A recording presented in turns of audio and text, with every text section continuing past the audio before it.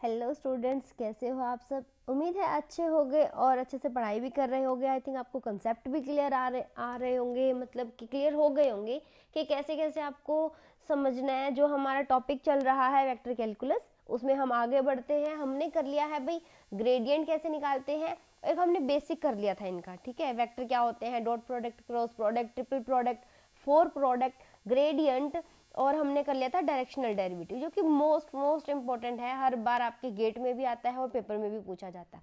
अब आ जाते हैं डाइवर्जेंस पे, किसको कैसे फाइंड आउट करें, होता क्या है and how to find the divergence of any function. ठीक है, तो सबसे पहले जान लेते हैं, कुछ स्टेप होंगे इसके, कुछ इसका रिजल्ट होगा। ज़्यादा लंबा नहीं खींचेंगे टॉपिक को, बहुत आपको क्या करेंगे, बहुत कंसेप्ट्स पे, मतलब कुछ कुछ पॉइंटों पे ही समझा देंगे। ऐसा भी नहीं कि बहुत बड़ा टॉपिक बना देंगे इसको। गिन के 4 लाइनों में आपका टॉपिक क्लियर हो जाएगा। डाइवर्जेंस होता क्या है, कैसे निकालना होता है। ठीक है, देखो डाइवर्जेंस निकालना है किसी वेक्टर फंक्शन का। ठीक है, अब हमने जो ग्रेडियंट निकाला था ना बच्चों, वो था किसी भी फंक्शन का। वो हमें नहीं पता क्या सा था, वो वाई जेड में था, वो ऐसा भी हो सकता था, एक्स की क्यूब है। ठीक है, ऐसा भी हो सकता था। ये सिर्फ क्या होना था, एक फंक्शन होना था ग्रेडियंट निकालने के लिए। पर अब हम आ गए नेक्स्ट स्टेप पे, जो कि है डाइवर्जेंस।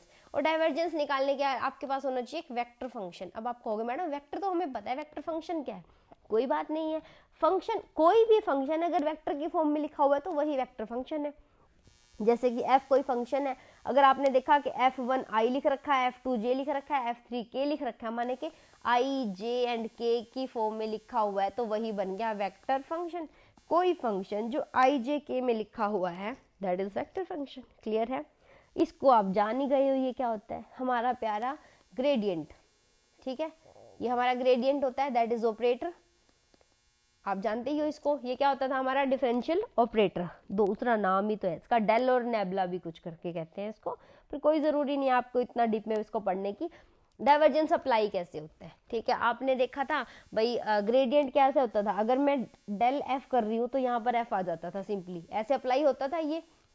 इसको डेल भी बोल देते हैं, ग्रेड भी बोल देते हैं, ऐसे लिखा जाता है ग्रेड करके।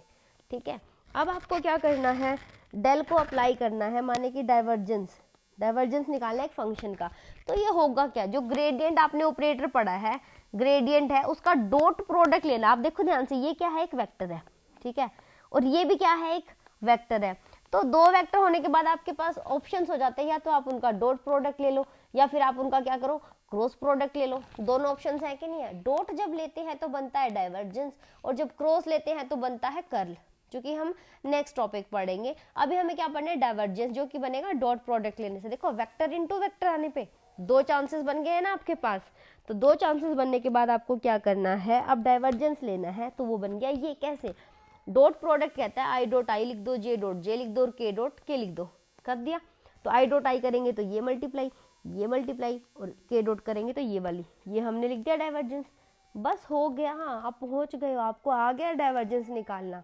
जब आप इसको सोल्व करते हो तो ये बनता है आपका एक स्केलर फंक्शन, माने कोई नंबर आएगा। ठीक है, नंबर आएगा, कोई फंक्शन आएगा, पर यहाँ आई जे के नजर नहीं आएंगे, ये बात पक्की है, आई जे के नजर नहीं आएंगे। एक आपके पास नोट आ जाता है, या जो 2 नंबर का आपका क्वेश्चन आता है, किसी किसी पेपर में 2 का आता है, जो कंपल्सरी पार्ट होता है उसके अंदर, कि डाइवर्जेंस अगर 0 आ गया तो एफ क्या होगा, एफ एक सोलेनोइडल होगा। ठीक है, बस इतना ही कि सोलेनोइडल कब होगा, जब डाइवर्जेंस 0 होगा। या फिर ऐसे गिवन होगा डाइवर्जेंस 0 है, फंक्शन के अंदर कोई लैम्डा या म्यू होगा और आपको उसकी वैल्यू फाइंड आउट करनी होगी, तो डाइवर्जेंस को 0 कर देना, आपका आंसर आ जाएगा। वो भी मैं आगे करा दूंगी आपको। अब आपने क्या करना है, इसका एक क्वेश्चन देख लो। एक फंक्शन दे रखा है, फंक्शन आपको पता है वेक्टर फंक्शन होगा, 2x² आई जे के की फॉर्म में दे रखा होगा, ये दे रखा है। इस पॉइंट पे आपको निकालनी है इसकी वैल्यू। तो अब आप क्या करोगे,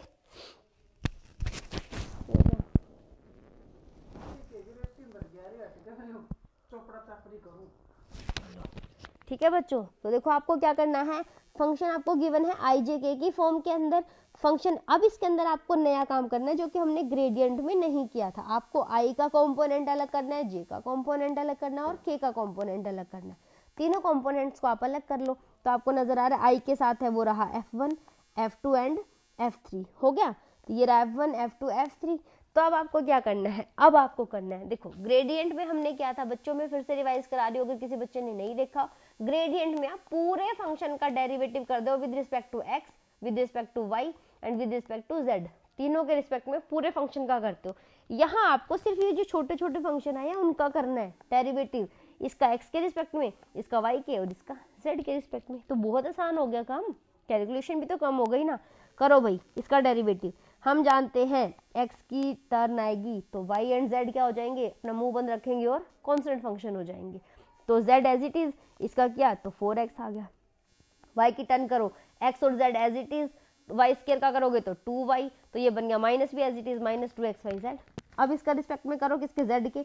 यहाँ तो हमने देखा ओ माय गॉड z तो है ही नहीं, तो ये क्या बन गया total constant function. Constant function का डेरिवेटिव इज इक्वल्स टू 0। हो गया डन।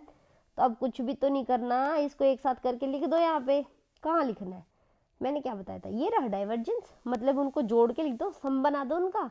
ये लो भाई जो मेरे पास आया था, ये रहा 4xz, ये रहा, इनको मैंने जोड़ करके लिख दिया, ये हमारा आंसर है। चलो एक स्टेप और रहता है, इसने पूछ लिया इस पॉइंट पे बताओ, तो इस पॉइंट पे बता देंगे, ये पॉइंट रख दो इसके अंदर, 1 रखा 1 रखा 4, 1 1 1 रखा 2, तो आ गया 2। जैसा मैंने आपको कहा था कि जब भी आप डाइवर्जेंस लेते हो ये आते एक स्केलर फंक्शन, मतलब इसके अंदर आई जे के नजर नहीं आएंगे। तो ऐसा ही हुआ वादे के मुताबिक, देखो यहाँ पर कोई आई जे के नहीं है, कोई स्केलर फंक्शन आता है। क्लियर है, तो समझ गए होगे उम्मीद है कि डाइवर्जेंस कैसे निकालना है। अगर नहीं समझ आया है then comment below, we will revise the topic. मैं आपको फिर से डाइवर्जेंस के कुछ और एग्जांपल्स करा दूंगी जिससे आपको इसको समझना और आसान हो जाएगा। ठीक है बच्चों, थैंक यू सो मच जुड़ने के लिए। अपनी प्रॉब्लम्स को शेयर कर दें टेलीग्राम चैनल पे, उन पे वीडियो बना देंगे। All the best, thank you so much.